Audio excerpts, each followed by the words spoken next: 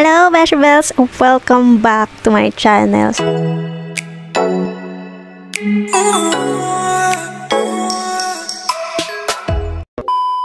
So, for today's video, I'm gonna share with you yung aking mga super simple anti-losyang na mga ginagamit kong products for my daily life. Wow!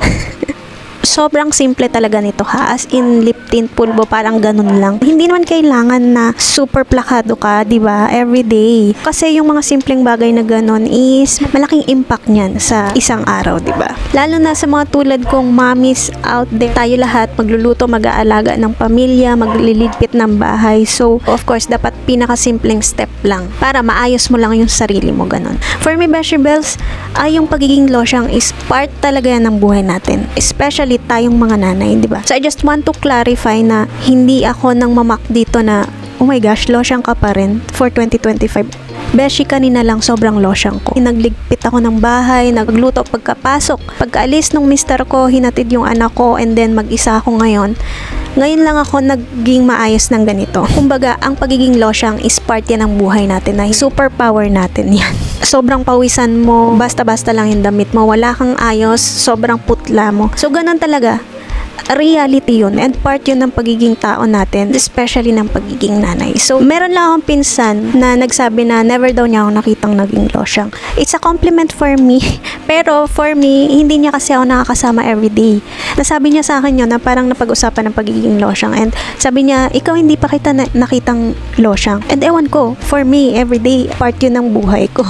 And that's beautiful. It's okay. Meaning lang nun, inaalagaan mo yung family mo, inaalagaan mo yung surroundings mo. Hindi tayo magpapaka-ipokrita. Of course, ayaw nating magmukhang losyang hanggat maaari, diba? Siguro sa upbringing din sa amin ng mother ko, nakasanayan ko rin kasi nakita ko yun sa mother ko. Pagising niya sa umaga, hindi yun pwedeng hindi magli-lipstick. Pagkahilamos niya, kailangan magli-lipstick siya. So, isa sa pinakamahalaga talaga sa morning na is yung mag-apply ka ng protection, sunscreen, UV protect. Yung sister ko, sobrang hindi mahilig yun sa skincare. Hindi yun maarte sa sarili. Pero ang sabi niyang hindi pwedeng mawala sa kanya is yung sunscreen. So, tulad nitong si Cathy Dal, ayan. So, parang 50 pesos to. Cathy Dal L-glutathione Magic Cream SPF 50 na siya, PA+++. So, ang ganda nito.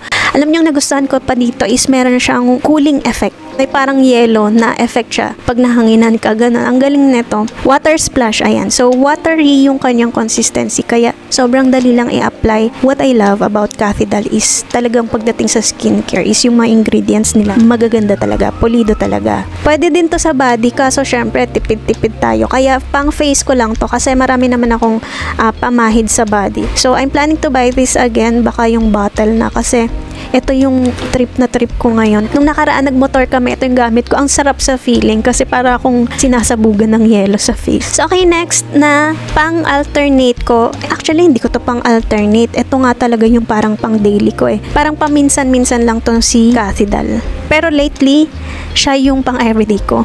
Gets nyo ba? Basta ito yung matagal ko na talaga na hindi talaga mawala sa akin. Mulat-mula pa nung nag-start akong mag-vlog. So, this is the iWhite Korea Facial Cream Whitening Vita. 3-in-1 na siya kasi may something talaga dito na kapag ito yung gamit ko, kahit anong mangyari sa buong araw ko, parang okay lang.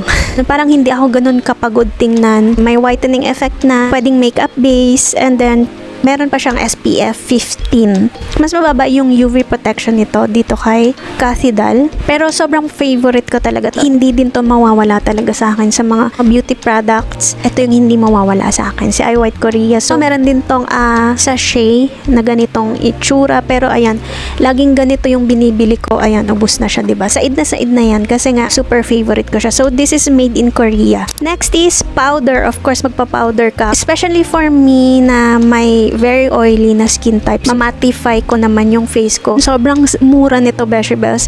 This is the Louis & Pearl Body and Face Powder. So, pwede din to sa body. Kaya, pag gusto mong fresh na fresh ka, magtakta ka lang nito sa likod mo, sa batok mo, sa leeg mo. Para lang ma-refresh and para mawala yung pagka-oily ng face mo. Ganun. Jasmine Garden Oil Control. Ang babango ng Louis & Pearl. Maraming variants to. May pink, may blue. Dati, Johnson's Baby Powder lang ako, Beshabels.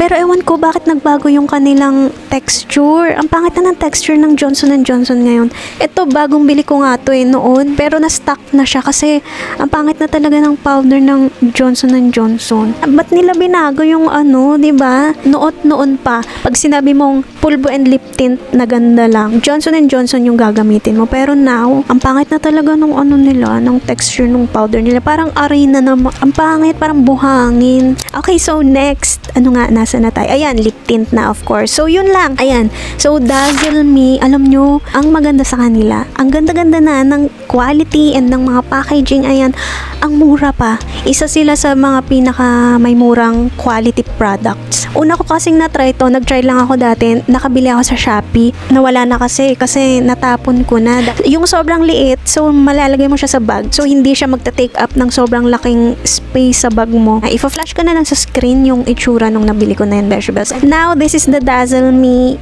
Ink Gloss Lip Tint. Ang nagustuhan ko sa Dazzle Me is yung longevity nung kanilang pigmentation.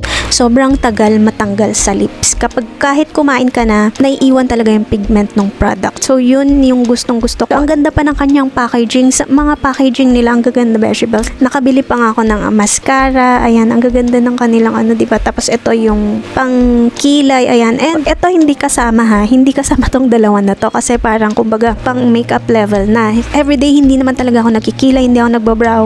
Talagang pag magvi-video lang ako. Since na sama na rin. So, ayan, isama ko na. Sa mga nakaraan kong vlogs, baka napapansin nyo, sobrang itim ng kilay ko. Pero kailangan ko kasi sa kilay ko is black talaga. Yung hair ko black. Tapos, yung strands ng hair ko black. So, nagustuhan ko to kasi hindi niya sobrang pinapaitim yung kilay ko. Natural lang yung effect niya. Yung pigment niya is sapat lang talaga. Ang nakalagay dito is charcoal gray. And so far, ito yung favorite ko na pang kilay.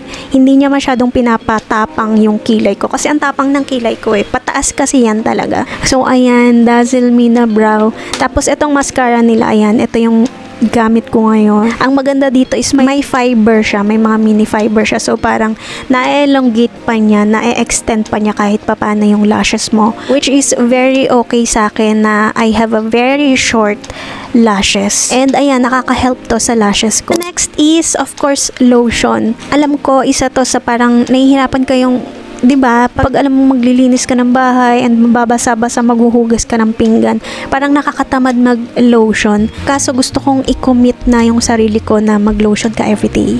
Kasi hindi na tayo pabata. O ayun, wala lang. Gusto ko lang i-commit yung sarili ko sa paglo-lotion everyday. Yun lang naman yung trip ko. So kung ayaw nyo, okay lang, beshi. Wala namang pilitan dito. So gusto ko lang i-share. Ito yung everyday na, alin man dyan. Ito yung pang daily ko talaga, every day. Ito ang gusto ko kasi dito, hindi sila heavy sa skin. And then, hindi din heavy yung kanilang prices. Kaya kahit matanggal-tanggal sila, naghugas ka na, diba? Okay lang. 500 ml pareho. 200, 300 pesos lang. Okay na yon, di ba? And ang maganda pa dito, of course, is meron silang UV Protect. So, si Sorico Glutathione Whitening Lotion. So, meron siyang SPF PA+++. Na-review ko na to, beshi, nung nakaraang year. And then, si Abone, yung kanilang bagong version ni Abone Collagen, which is Power Niacinamide Lotion. Meron na siyang SPF 20. So, yun yung nagustuhan ko dito. Tapos, parang medyo may tone-up effect din to. Konting-konti lang, hindi OA. Blendable din, lightweight lang. Kaya, yan, sila yung pang morning ko na lotion. Hindi ako ganun kaseryosong mag-lotion sa morning, Minsan, nalilipasan ko din. Pero, yun nga, trip ko ngayong i-commit yung sarili ko na mag-lotion ka everyday. And then, sa gabi din. So, of course, iba na sa gabi. Doon ako medyo seryoso pa sa pag-lotion paggabi. Tapos sa morning, okay lang. Hindi masyadong seryoso. Anong kinaiba nun? Kanya-kanya lang namang trip talaga yan, diba? Kung may iba man kayong mga ginagamit na products para hindi mag-feeling losyang everyday, okay na okay yan. Basta ang mahalaga is inaalagaan natin yung sarili natin. Hindi natin pinapabayaan yung sarili natin. Yun lang naman yung pinaka-point ng video na to. So, ayun lang, Beshabels. Thank you so much for watching and I hope I can see you again in my next video. Thank you, Beshabels.